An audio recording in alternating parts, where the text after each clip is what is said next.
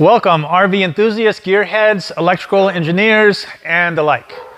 If you have followed our channel for any amount of time, you know that most of our videos revolve around us rolling out our newest, shiniest, most capable portable trailer dollies on the planet. Part of manufacturing these trailer dollies requires us to test for quality assurance, as well as we have the luxury of using these on our own trailers. So recently, in doing so, we experienced a problem not with our unit, but with our battery.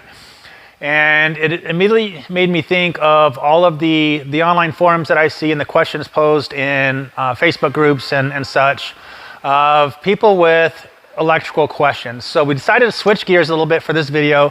This is not going to be a long video, but we're going to touch on three key points, the very basic important points that will help you get through these problems. First is with the lithium batteries. So we were moving our trailer, the battery management system, or the BMS on this lithium battery shut down. The battery is basically dead. It had probably been 6 months since we had charged this thing. So the battery shut down through the BMS, which is a good thing. The bad thing about the BMS systems or the BMS controls is that on some batteries, there's not an easy way to reset that. So you are stuck with either a dead battery or going through the warranty process with the manufacturer or the distributor that you bought it from. So if you come across this, I want to tell you that there's a very easy way to reset the BMS on these lithium batteries. All you need to do is take a set of jumper cables and a good battery. In this case, we used one of our marine batteries that we use, deep cycle battery. Same way as you would jump your car, you're going to take your jumper cable and connect the positive to the positive on the bad battery, the negative to the negative on the bad battery. You only need to connect this for a second. You are not charging the battery. All you are doing is waking up the BMS system on the lithium battery. So you'll hook up to the good battery. You will hook up to the bad battery for about a second.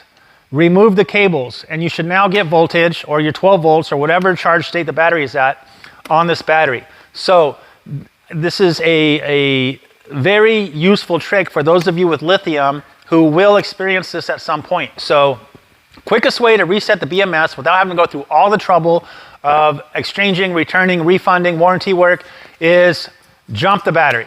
Okay, so that is first thing. Next thing I want to talk to you guys about, and this is something that I see all the time in the online forums, and I gotta say that there is a lot of bad information on the internet. People who have good intentions, but don't necessarily have the proper experience. So I highly suggest, in fact, I do not know how people own these trailers and do not own a voltmeter. So a voltmeter is going to solve a lot of your problems, or at least lead you in the right direction to know where your problem is. And this meter here is, when I bought it, was probably a $400 or $500 meter. You can probably pick these up for $300 or $400 now. The most important thing to have on your meter is they're all going to show you the volts. The second thing that I highly suggest that is completely underutilized is the ability to read the amp draw of your appliances that are being used. So this one here has a clamp style. This will go around the wire of the appliance or whatever's being used, and it will tell you how many amps it's drawing. The reason that is important is it will help you determine your battery life, especially if you are boondocking. So one thing I want to point out very quickly, a non-contact voltage electrical tester, I see a lot of people suggesting those, and I have to say I am not a fan. And after I show you testing the voltage and the amp draw right here, I'm going to show you very quickly why those non-contact voltage, they look like a pen. You put it up to the socket, and if there's electricity there, it beeps and turns red or turns green. In my opinion, they're garbage, and I'm going to show you why in just a minute here. So first, I'm going to show you basically just testing voltage very simply, and secondly, and probably more importantly, is testing the amp draw on your appliances that you're using. So anytime you turn on an appliance, whether it's your air conditioner, your heater, your tongue jack, your motors for your slides, the initial current draw when that turns on can be at least twice as much as the amp draw while it's operating. And this substantially cuts down on your battery time if you are moving your slides in and out a lot, if you're lifting your tongue jack up and in and out a lot, if you're retracting and extending your awning and stuff like that. So I'm going to show you that right now. It's very easy to test, and it will show you how much energy it uses. So I'm going to do that simply using a 12 volt actuator here. I'm going to move this stuff over real quick, get it set up, and we'll get to it.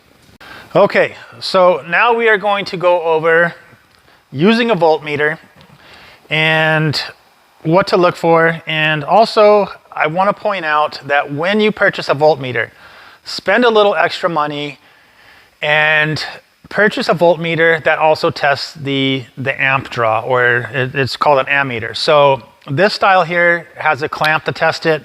There are other styles where your leads will have different places on it to plug in that you can test the amp draw that way. It doesn't matter really which style you use. What matters is that you have the ability to do it. If you spend enough money, you will have the ability to test the inrush amps, which in my opinion is probably potentially the most important thing that you can look at if you are trying to diagnose an issue with your electrical system. So for example, if your air conditioner keeps tripping your breaker, it seems like it runs fine for a day, a week, whatever it is, and then randomly it trips the breaker, it may be that is happening because after it's ran a few times throughout the day, when it goes to start again, that initial electrical current that's required to start it, because that motor's hot now, it's hot outside, it may be pulling a higher amperage than it was previously, and that is causing the breaker to trip. That's an indication that you either need a soft start on your AC, or it's going to be time to replace that AC unit. So I'm going to show you how to do that, and I'm going to show you why it's so important. So we're just going to use this 12 volt actuator, and we're going to set this to 12 volts DC, and we're going to check first of all our voltage to make sure that we have voltage. So we're sitting at basically 12.5 volts, which means we could probably throw this battery on the charger, but it's probably sitting at around 70 or 75% of charge capacity. So we are going to utilize the amp setting on this. So I'm going to set that there. I'm going to zero this out, which the model that you pick up may or may not have that option. And then I'm going to put this now around my power feed to this, and I'm going to apply power to the actuator.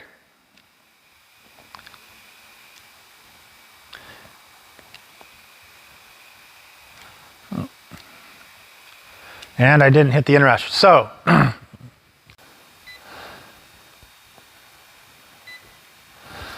okay, so I've reset the meter. I'm going to place the clamp around the positive wire that's feeding our actuator.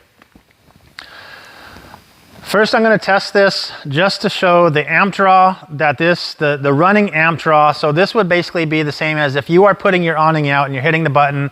As it continues to go, this is going to represent what that number would be with this actuator. And so this is basically pulling just under 1 amp. And let me see if I can get this turned around.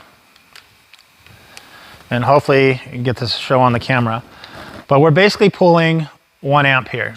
So I'm going to reverse the leads here and get this actuator to now go out, since we're almost fully retracted.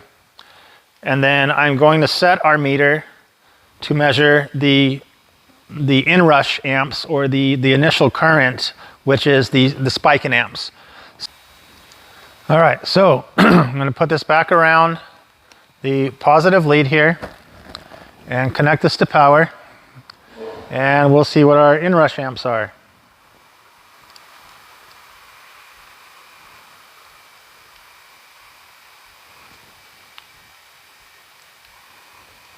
And you can see that one was at 2 amps.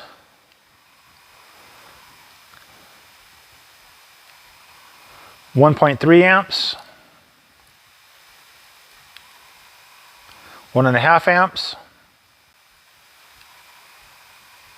And just under 2 amps again. So the initial amp draw, or the initial basically current that is pulling from the battery to the motor, is sometimes twice as much and sometimes just under that. So if you are, again, putting your awning in and out, raising or lowering your the tongue with the tongue jack, then this is going to significantly reduce the amount of time that your battery will maintain a full charge.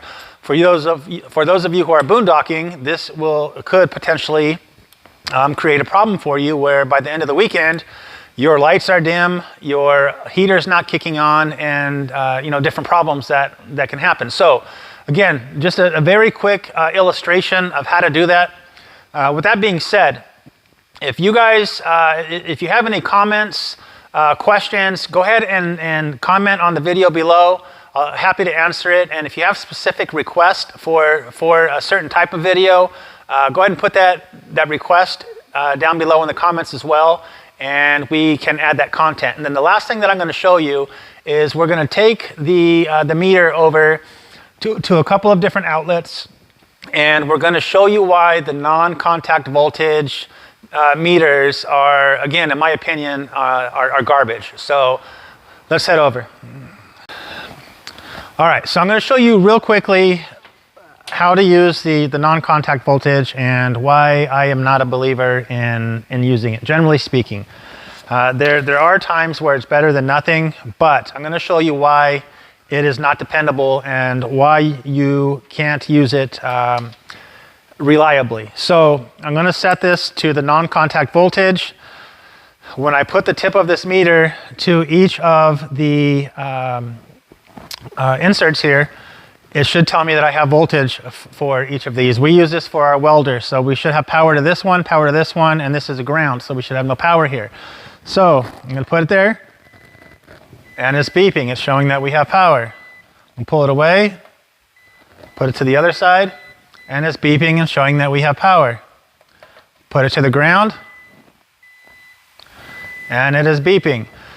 So the problem with this is that while it does show that we have power there, what it doesn't show is if we have the correct power there. So if you have let's say that we have a light plugged in here and the light is not working, and you come over with your non-contact voltage and put it up there and you say, okay, well, I have electricity there, I have power here, but my light's not working. I must have a bad light. I need to go back, buy a new light. I'm going to show you why that may not necessarily be true, and a lot of times it's not true. So I'm going to change this over to our voltage reading now, and I'm going to check the voltage here. So in our power and to our ground, I'm getting 120 volts on this leg, and now I'm going to switch it over, and I'm getting 210 volts on this leg. So this receptacle is wired correctly. However, with a non-contact voltage indicator, you have no idea if you're getting the correct voltage in here. And when I put this up here, while it does show that there's electricity there, it doesn't show that it's the correct voltage coming there. So there could be a loose ground, there could be a loose wire.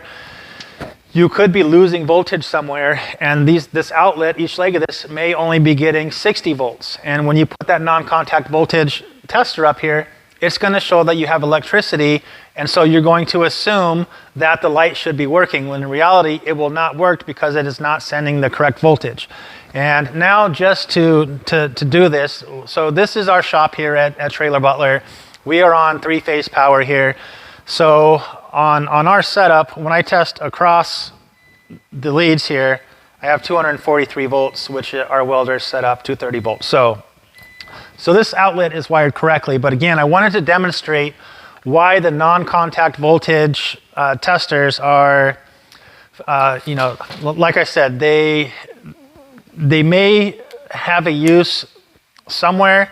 but generally speaking, it's not a reliable diagnostic tool in my opinion. So again, if you haven't already, like the video, please. Subscribe to our channel. Leave comments below if you'd like to see either more in-depth content about something that we talked about today, or there's something else that you'd like us to hit on.